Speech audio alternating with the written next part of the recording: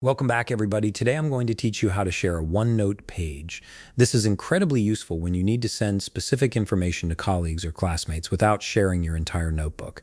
Let's jump right in. Start by opening your Microsoft OneNote app and load into your notebook.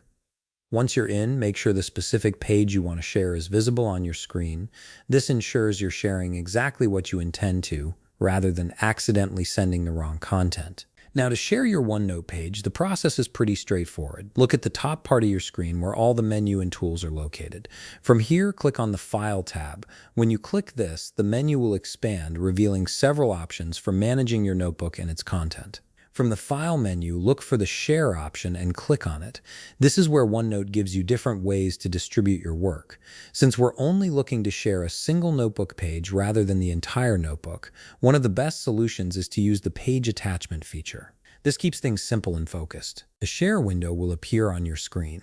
From here, click on OneNote Page. This option is specifically designed to share only a single page as an email attachment, which is perfect for our needs. By choosing this method, you're ensuring that recipients get just the information they need without overwhelming them with your entire notebook structure. After selecting OneNote Page, your default email client will open with the page already attached. You can now add the recipient's email address, write a quick message if needed, and send it off. The page will be sent as an attachment that others can open and view, even if they don't have access to your original notebook. And that's it. You've successfully shared a specific OneNote page as an email attachment, keeping your sharing focused and efficient.